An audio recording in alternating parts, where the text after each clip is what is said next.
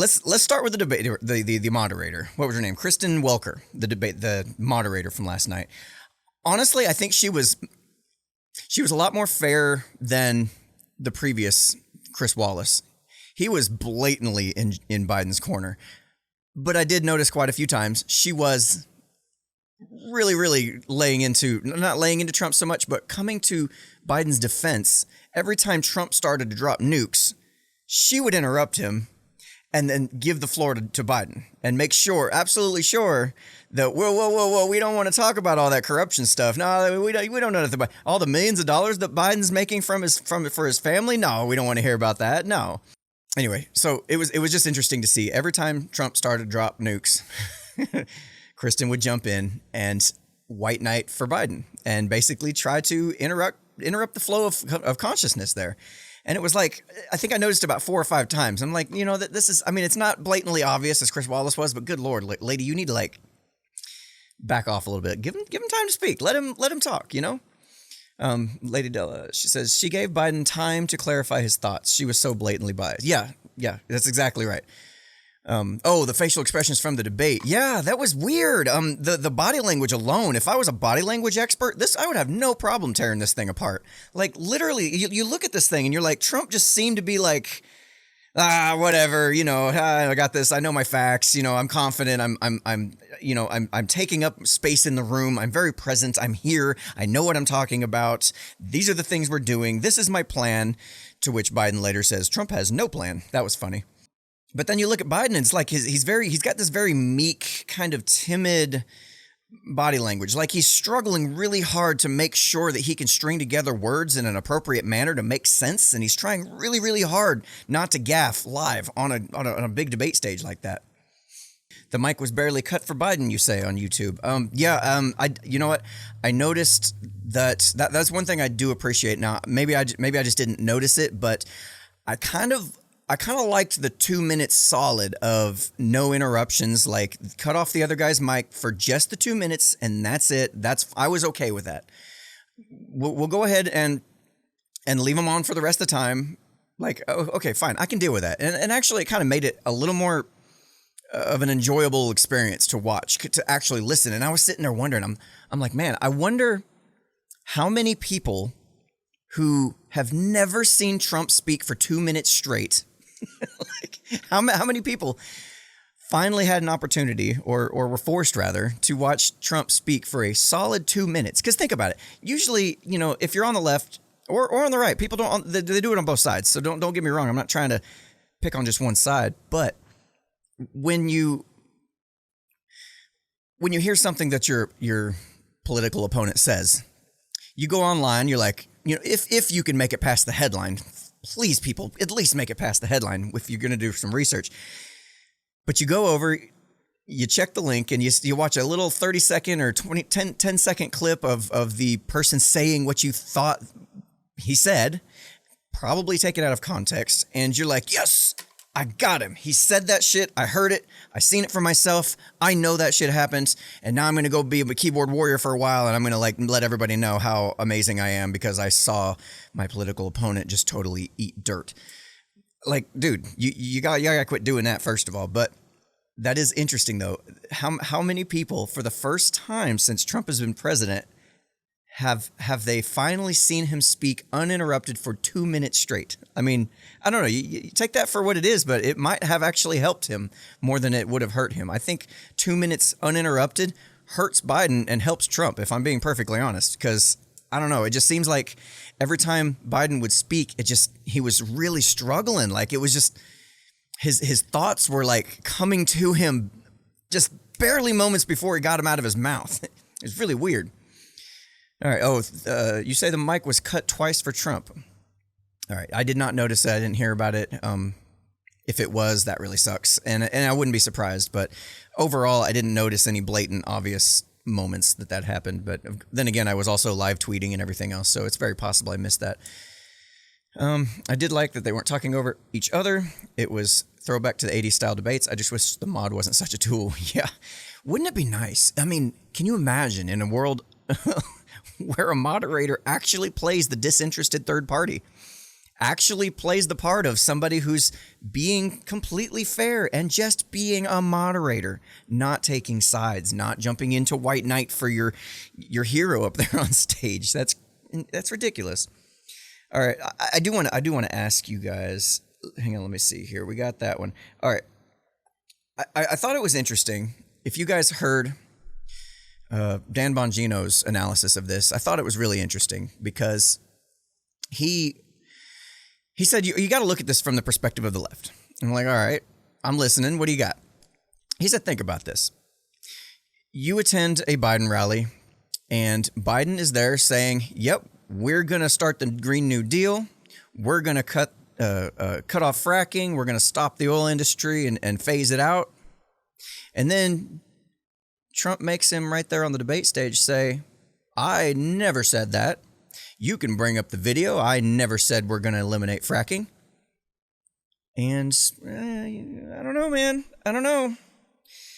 I have a feeling that maybe we got some people on the left that heard that for the first time and said, oh, this lying motherfucker.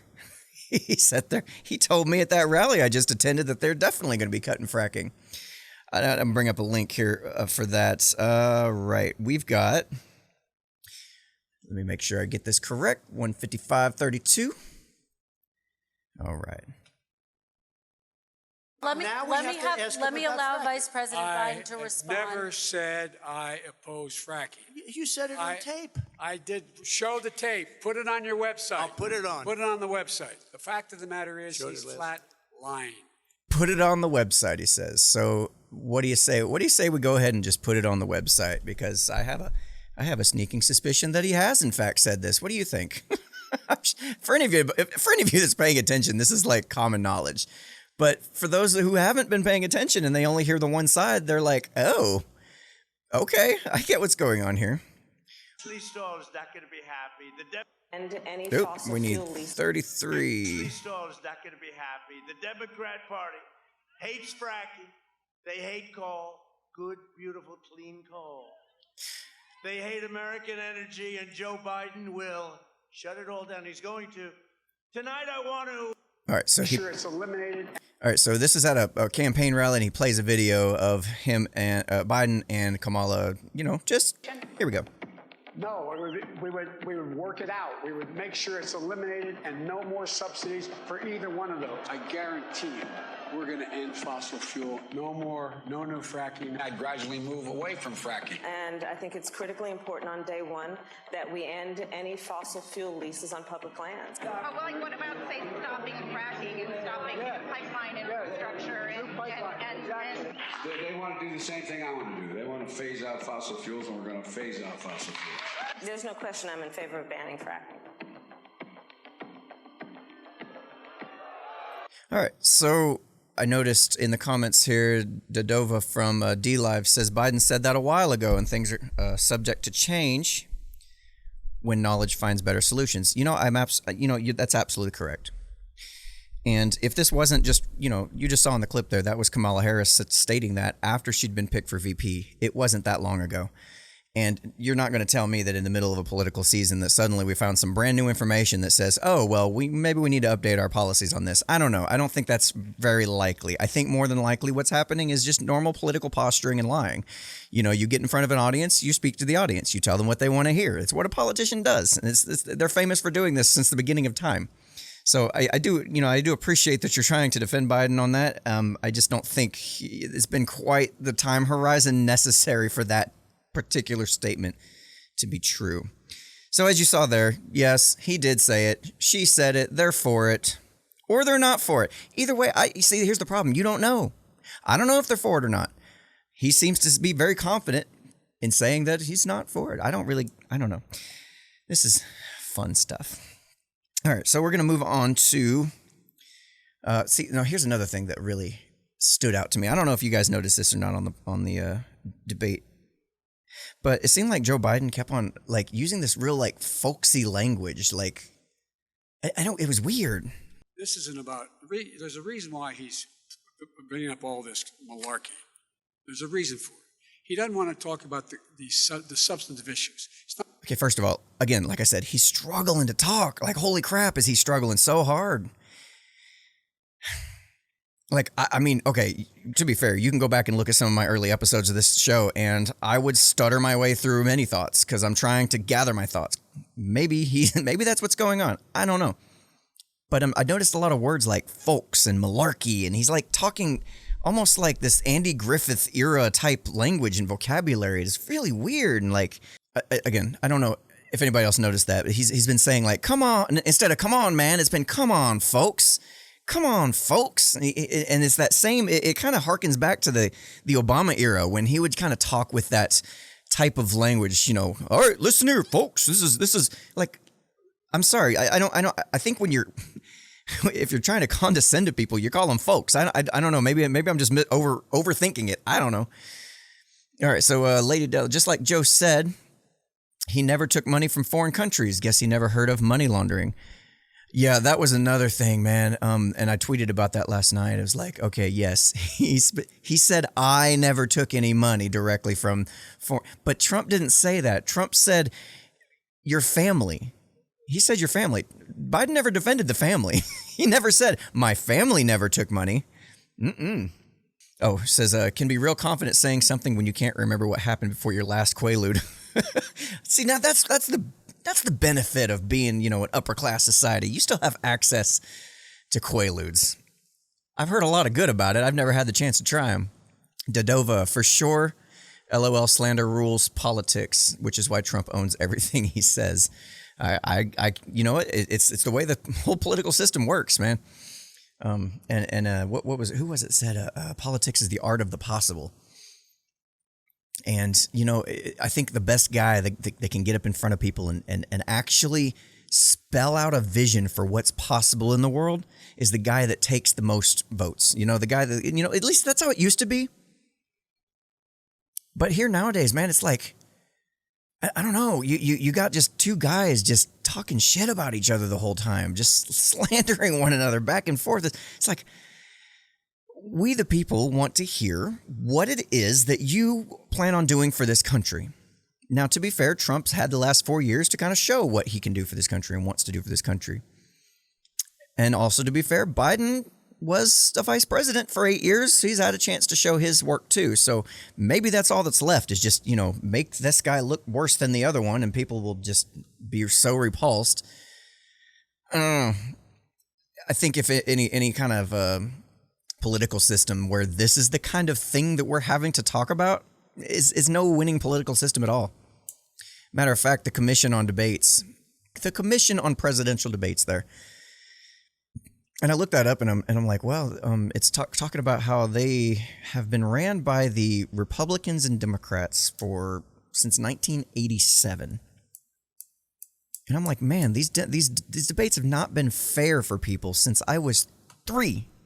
I was 3 years old the last time that a third party actually had a decent opportunity, a somewhat fair opportunity to participate in the debates. But now the debate commission is ran by the Republicans and Democrats. It's something that they both are very, very careful to tightly control. You got to think about that next time you're going to vote. So Stacy says he has a stutter that he was born with. He fought through it. This is known, not new. Okay, that might be true. I don't hear that as stuttering. I have heard people who do actually have a stutter, and I think that's, again, I don't think that's it. There's a big difference between somebody with a legitimate stutter. Now, I'm no medical professional, so just, take what I say with a grain of salt. But I've heard people with actual stutters. And I hear people getting stuck on a word and they just can't get out. They, like, their thoughts are, they know what they're thinking, but they're just stuck on a word and literally can't get it out. This is different. This is the same kind of feeling I have the same kind of manner of speech when I am literally trying to think of what to say as I say it. I don't know. So Joe just kept promising money. Where will this money come from, Joe? It's always the question. Another reason I don't vote. We'll get to that later. I feel like third parties are squashed completely this round, not even a chance. It was as if they planned this. Yeah, absolutely. This is exactly planned.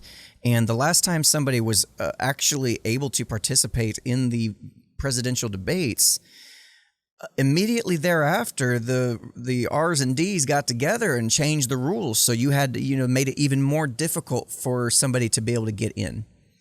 Honestly, I think Trump would have ran under third party if there was an actual viable opportunity for a third party to not be controlled their way right out of the debates and right out of this whole race. Okay. So Stacey, please listen to his 1993 Senate speech, No Stuttering from Joe.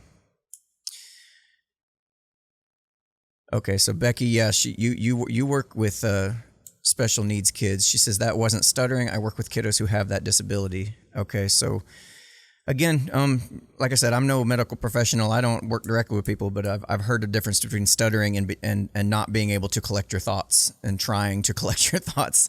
And yeah, that's a lot of pressure. I don't know that I would do any better in that particular situation. I don't have the political capital or political zingers to throw at my opponent. I would be probably doing the same thing. Push come to shove. Let me make sure I got all of my notes here. Please, and then I have a question. No, number one. All right. He says that we're learning to live with it. People are learning to die with it. You folks home will have an empty chair at the kitchen table this morning. All right. I do need to point this out. This is when they were talking about COVID-19 and how people are dealing with it. Trump says we need to live with it. We need to move on with our lives. Biden goes to the fear-mongering angle.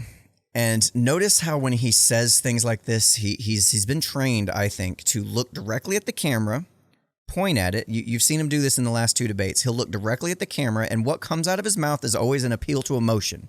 It's always some kind of tugging at the heartstrings to get the voters to go, oh, that person next to me that was, yeah, just watch. That man or wife going to bed tonight and reaching over to try to touch their, out of habit where their wife or husband was, is gone. Learning to live with it. Come on. We're dying with it because he's never said, you said it's dangerous. When's the last time? Is it really dangerous still? Are we dangerous? You tell the people it's dangerous now? What should they do about the danger? And you say, I take no responsibility. Let me talk about your... So, yeah. And he did this a number of times during the first debate as well. He sat there and looked straight at the camera, addressing the people, making eye contact, because that's a pretty powerful way to go ahead and deliver a message when you're trying to tell somebody something. And you tell them a heartfelt story about the time that person next to you that you can't, you can no longer touch, and this is Trump's fault. It's definitely Trump's fault. He was responsible for all 200,000 millions and millions of deaths, and that's what Trump did, and you should be scared of him. And it's like, dude, you got to back it off. Back off the rhetoric, back off the sophistry and shit. Come on. I feel bad that people fall for it. I really do. And I feel even worse that we have a system that relies on that working. That people who fall for that shit have a vote just like any fucking buddy else. That's ridiculous. Tabitha, welcome to the stream. She's on Facebook, says it's ridiculous when Biden basically claims if Trump wasn't president, a single person wouldn't have died. Now, I don't think he was saying that. I don't get the sense that he's claiming that Trump is responsible for every single death, and if he was president, that he could have saved every life. I never got the sense that he was saying that. And I think that might be more right-wing rhetoric that's being passed around. I have seen that, and I don't think anybody's actually making that argument. All right, and the last clip I wanted to play, bring it on up. That'll be, oh yes, this part here. I died laughing so hard. Oh my God, I died laughing so hard. So they're having a discussion, and you'll notice this kind of awkward silence. For those of you who haven't seen this, just watch. You're gonna like this. And then we're I going to just move ask on one to climate question. change. Why didn't you do it in the 8 years, a short time ago? Why didn't you do it? You just said, I'm going to do that. I'm going to do this. You put tens of thousands of mostly black young men in prison. Now you're saying you're going to undo that. Why didn't you get it done? You had 8 years with Obama. You know why, Joe? Because you're all talk and no action. All right, Vice President Biden, and then we're going to move on to the next section. We had a Republican Congress. That's the answer. Well, Okay. You got to talk them into it, Joe. All right. Sometimes you got to talk them into it. We're going to move on to our next section, Like I which did is with criminal climate justice change. reform. You got to talk them into it, Joe. I got this vision of like dad bending over and he's got his hands on his knees and he's like, come on, sweetie, you can do it. You can do it. I'm so proud of you. It's like, good Lord, man. That awkward silence. And all Biden tried to do was say, the Republicans did it. Republican Congress, they did it. It's their fault. And he just like looked like he just won the fucking round. I'm like, oh my God, that freaking had me rolling. And I didn't even pay attention till the next 5 minutes. I was laughing so hard. Holy shit. You got to talk him into it, Joe. Oh my God. That line right there made the whole night worth it. Yeah. So we're going to move on to the next topic here.